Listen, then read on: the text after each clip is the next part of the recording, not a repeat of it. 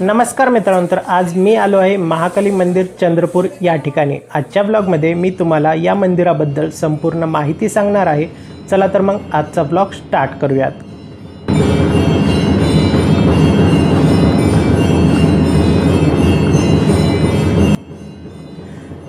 श्री माता महाकाली मंदिर येथे दर्शनाकरिता येणाऱ्या भाविक भक्तांचे हार्दिक स्वागत असा बोर्ड असलेली कमान आपल्याला पाहायला मिळते।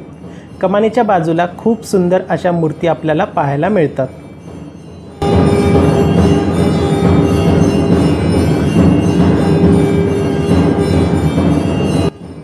मंदिराच्या समोर आपल्याला मोकळी जागा पाहायला मिळते। या ठिकाणी भाविक देवीसाठी नैवेद्य बनवतात। आमच्या आईसाहेबांनी येथे पुरणाचा नैवेद्य केला।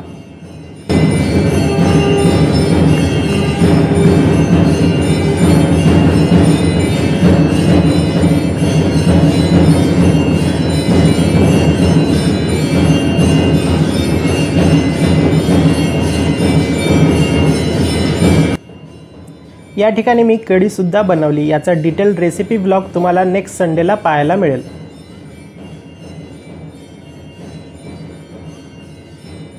मंदिराच्या बाहेर आपल्याला खूप सारी दुकाने पाहायला मिळतात। दुकानामध्ये देवीला लागणारे साहित्य तसेच प्रसादाचे सामान आपल्याला मिळते। यांच्याकडे स्वयंपाकासाठी लागणारे भांडे, गॅस इत्यादी साहित्य तुम्हाला या ठिकाणी किरायाने सुद्धा मिळून जातात। चंद्रपूर येथील महाकालीचे मंदिर राज्यात प्रसिद्ध आहे। चंद्रपूर शहराच्या बस स्थानकापासून पूर्वेस 7 किलोमीटरवर हे मंदिर आहे। येथे दरवर्षी हिवाळ्यात चैत्र पौर्णिमेला भरणारी महाकालीची यात्रा अतिशय प्रसिद्ध आहे।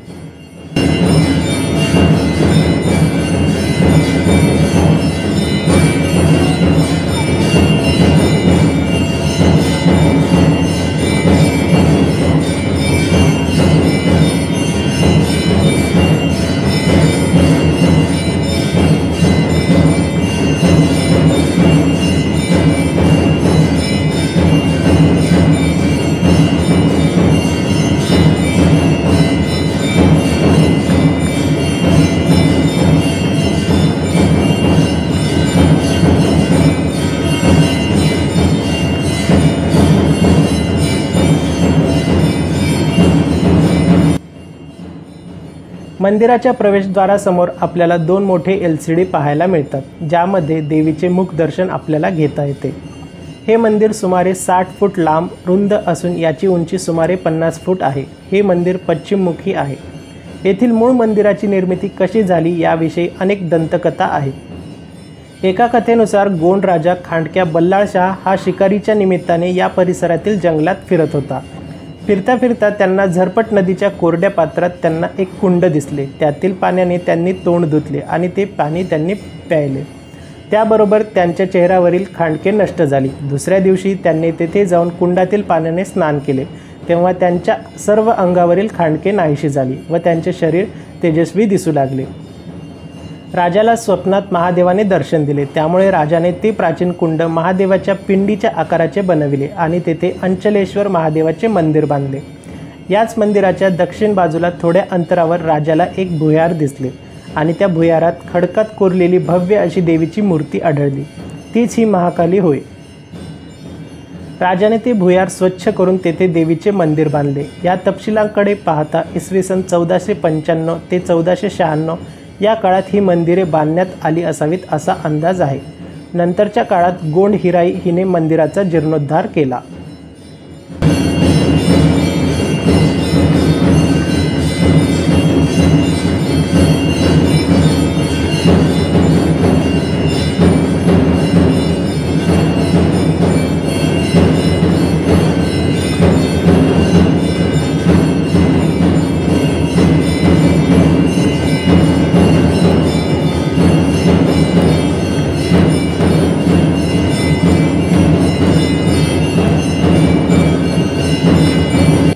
मंदिराच्या प्रवेशद्वाराच्या दोन्ही बाजूला आपल्याला 2 सिंह पाहायला मिळतात आणि मध्यभागी देवीचे चरण आपल्याला पाहायला मिळतात।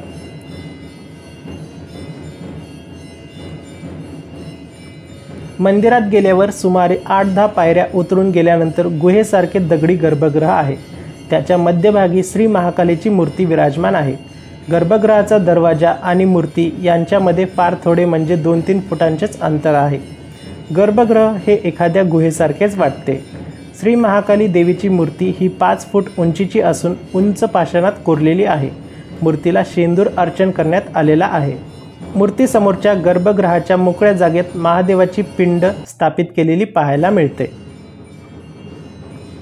हल्लीच्या देवीच्या मूर्तीच्या मागच्या बाजूला छोट्या भुयारात देवीचा पलंग असून निद्रा घेत असलेल्या स्वरूपात महाकाली देवीच्या मूर्तीचे दर्शन होते.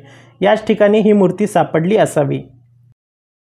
मंदिराच्या बाहेर आपल्याला हनुमान आणि गणपती बाप्पांची छोटी छोटी मंदिरे देखील पाहायला मिळतात.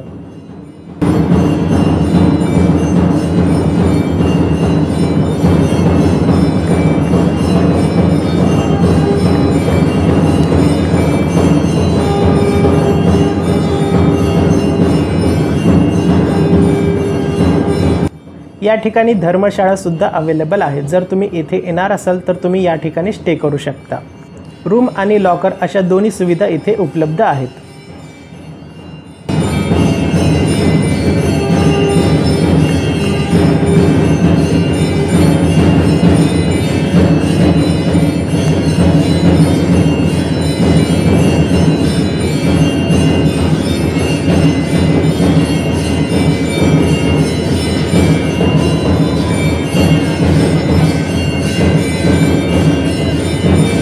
तर मित्रांनो, तुम्हाला आजचा ब्लॉग आवडला असेल तर व्हिडिओला लाईक करा, शेअर करा आणि तुमच्या ज्या काही प्रतिक्रिया आहेत त्या तुम्ही कमेंट बॉक्समध्ये कमेंट करा.